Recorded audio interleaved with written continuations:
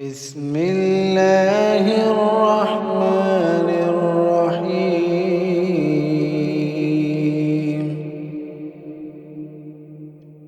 والفجر وليال عشر والشفع والوتر والليل إذا يسر هل في ذلك قسم لذي حجر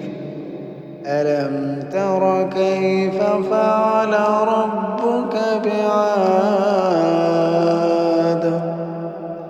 إرم ذات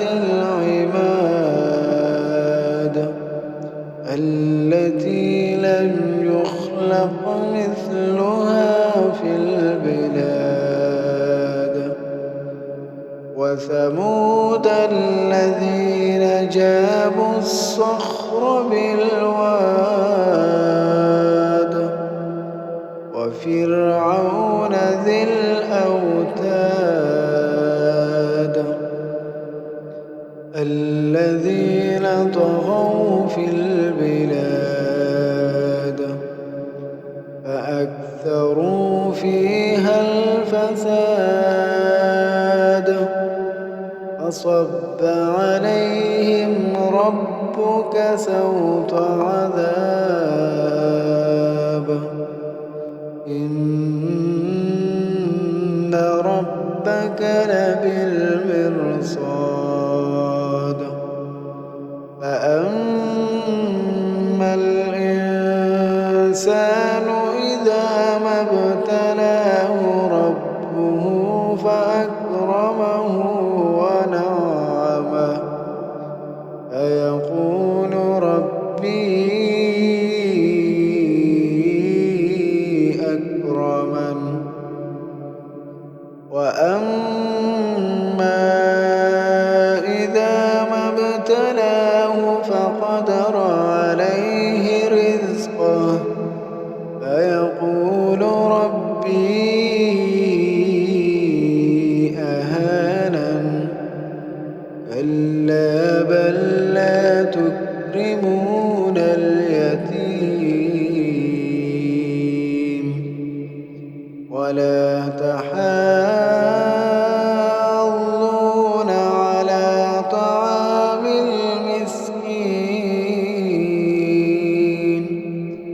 وتأكلون التراث أكلا لما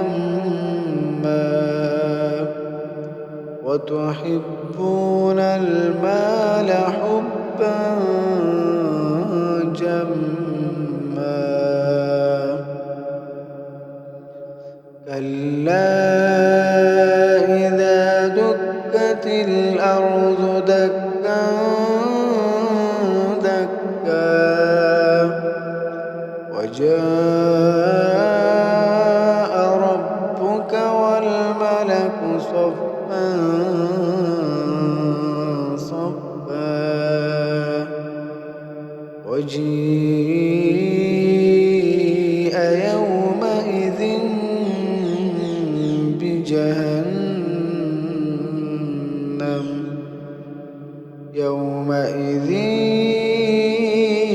يتذكر الإنسان وأنى له الذكرى يقول يا ليتني قدمت لحياتي فيومئذ